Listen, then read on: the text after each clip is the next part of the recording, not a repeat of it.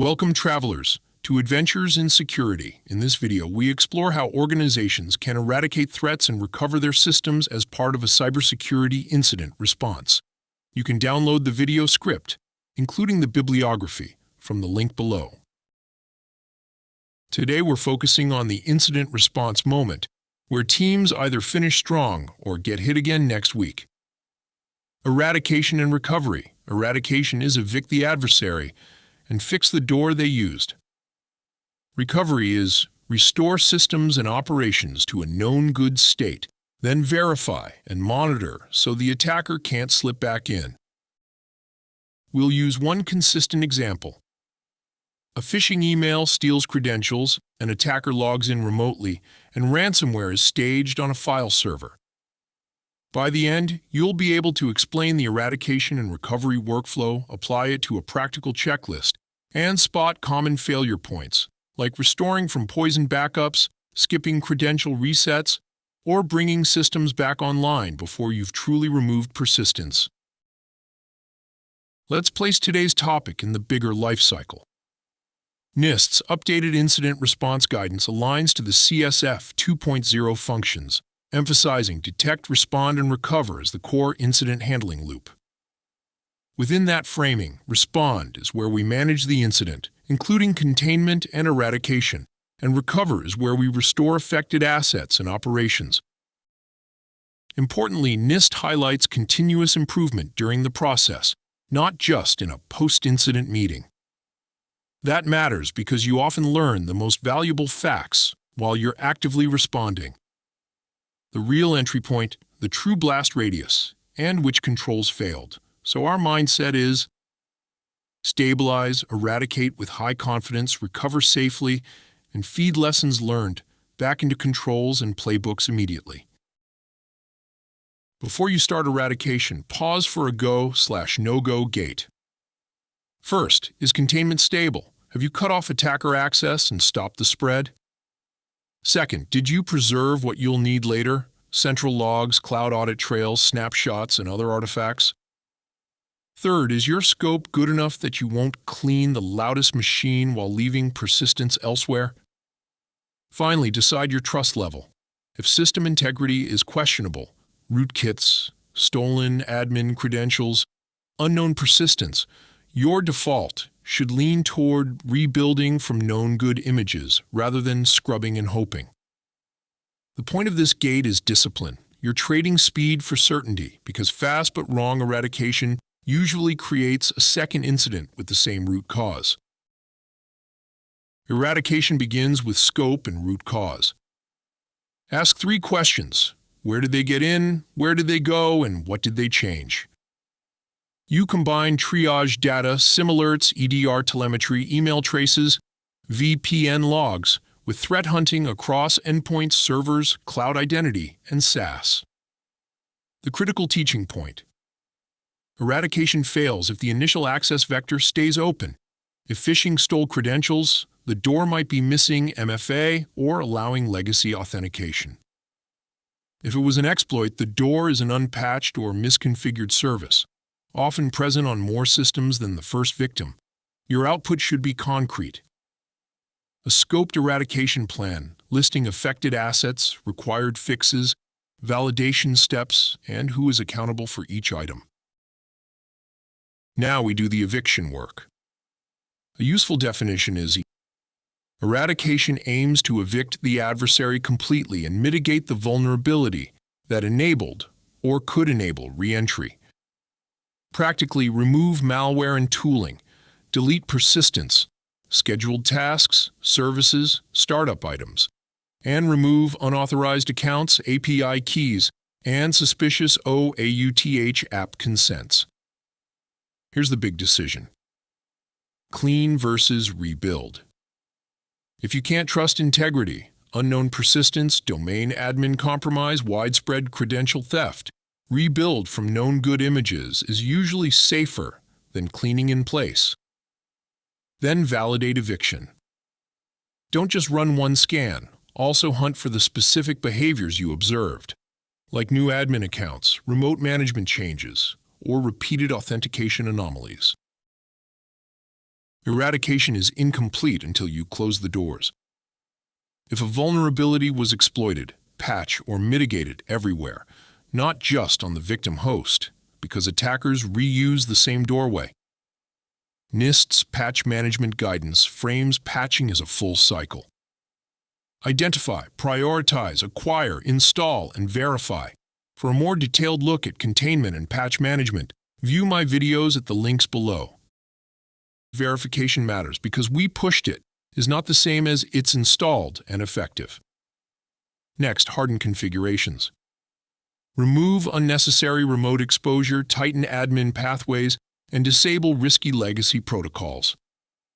In our phishing to ransomware scenario, closing doors includes rotating passwords and secrets, revoking active sessions and tokens, enforcing MFA, and disabling legacy authentication paths. Finally, turn up visibility. Ensure the logs and detections that helped you find this incident will also catch a repeat attempt. Let's shift to recovery. Recovery is restoring operations safely and in a business-prioritized order. This is where RTO and RPO, your time and data loss targets, matter, because they decide what you restore first and which backups are acceptable. Contingency planning guidance emphasizes defining recovery strategies, writing procedures, and testing them so you're not inventing the plan during a crisis. Practically, you build a dependency map. Identity and authentication first, then core networking, then shared services like DNS, email, and file services, then business applications. Every restore step should have a go-live criterion. What must be true before users reconnect? And always include rollback thinking. If restored services show compromise indicators, you need a safe way to pause, re-isolate, and correct without cascading downtime. Now, the recovery mechanics. Start from clean foundations. Trusted images, known good configurations, and backups whose integrity you've verified. CSF 2.0 explicitly calls out verifying the integrity of backups and other restoration assets before using them, because attackers sometimes poison backups or hide backdoors in restore points. Restore in phases. Rebuild privileged admin workstations and identity services, then servers, then endpoints. After each phase, validate before moving on. Think of it like a safety airlock. For ransomware, a common best practice is clean rebuild, then restore data, because restoring a compromised system image can resurrect persistence. During execution, keep detailed change tracking. What you rebuilt, what you restored, and which security controls are now in place, so operations can run the environment safely after the incident team steps back. Recovery isn't done when the login screen appears. You need validation and enhanced monitoring. Validation has two tracks. Track 1 is security.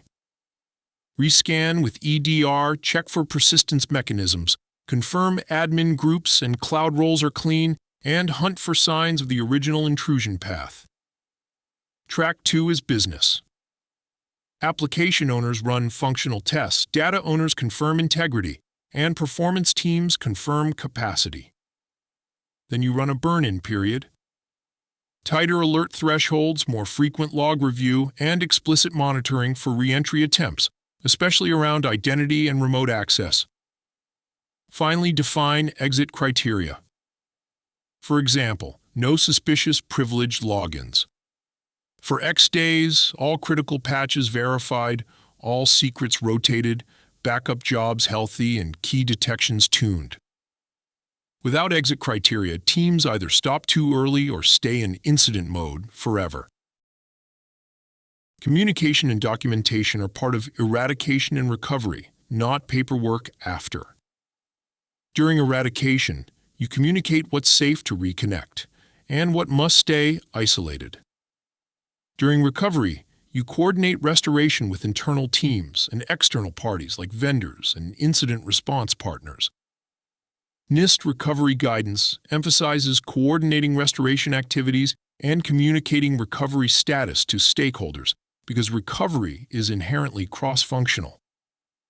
For ransomware, CISA's Stop Ransomware Guidance provides a response checklist that many organizations adapt as an addendum to their IR plan, useful for ensuring you don't skip steps under pressure. Finally, document decisions with rationale. Why you rebuilt instead of cleaned, why you selected a particular backup date, and what compensating controls you applied. That documentation becomes your audit trail, your lessons learned input, and your playbook improvements. Let's apply this to our scenario. Day 0. A user clicks a fake invoice link, enters credentials, and the attacker logs in remotely. Containment. Disable the account, block suspicious access, isolate the file server, and preserve logs. Eradication. Confirm the entry path is phishing plus missing MFA. Identify lateral movement to a privileged account. Discover a scheduled task set to deploy ransomware overnight. Rebuild the file server and any admin workstations from gold images because trust is low once privileged credentials are touched. Rotate privileged credentials and secrets, revoke active sessions, and patch/harden remote access. Recovery. Restore file data from a verified clean backup, then validate with EDR scans and file integrity checks. Finally, enforce MFA, tighten conditional access, verify backup integrity routinely, and update the playbook so the next response is faster and cleaner. Wrap-up time. Here's your mental checklist. Eradication equals removing the adversary and the re-entry path. Recovery equals restoring to a known good state, validating, then monitoring. The most common mistakes are predictable. Bringing systems back online too soon, skipping credential and secret rotation, and trusting backups without verifying integrity. Also, teams often forget that identity is a recovery dependency. If identity is still compromised, everything you restore is at risk. That's it for this video. If you learned anything, please remember to give us a thumbs up and subscribe. And until next time, be careful what you click.